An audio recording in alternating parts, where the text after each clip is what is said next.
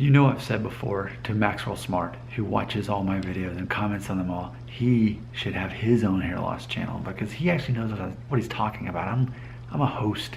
Consider me an actor, you know. I don't know what I'm talking about. You know that. But anyway, I made a video called Hair Loss is Caused by Wearing Hats? Nope. So here's what Max said. He's the expert. I'm no expert. Max is the expert. Let's all listen and learn from Max. Quote, there is no direct relation between male pattern baldness and wearing a hat, which is what I said. I said that. But, this is what I didn't say, but there's an indirect one. Each hair follicle has a lifespan of its own. The follicles are kept alive by the blood flow to and from them. If a hat band is continually worn too tightly, it will restrict the amount of blood flowing to the follicles. A weak follicle that is targeted by male pattern baldness can be weakened by not receiving enough blood flow. The result can be premature loss of the hair and the follicle dying. If you have to wear a hat, make sure it is not too tight anywhere on your head. Take it off whenever possible to give your scalp a chance to breathe. Keep your scalp clean by washing with a mild shampoo regularly and use light products sparingly. I have nothing against wearing hats. I do too, but I do follow those simple rules, end quote. So we've all learned from Max. I mean, if you wore a hat all the time, then that could be an issue.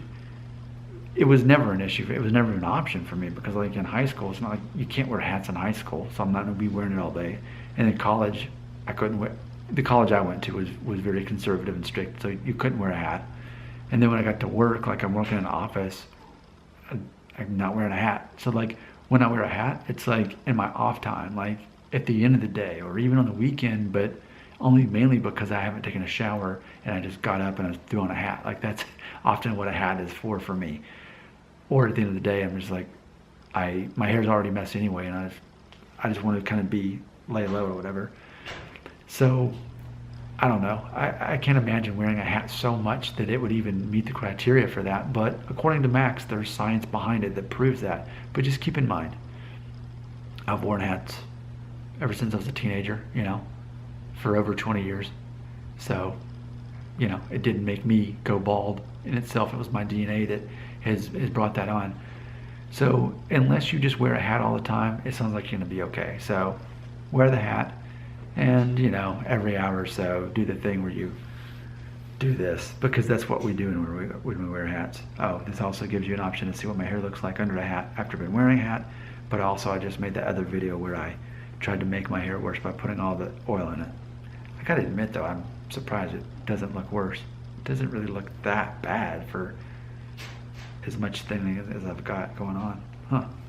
Well, you may think it looks awful, but I'm actually kind of pleasantly surprised. Time for me to disappear in a puff of smoke.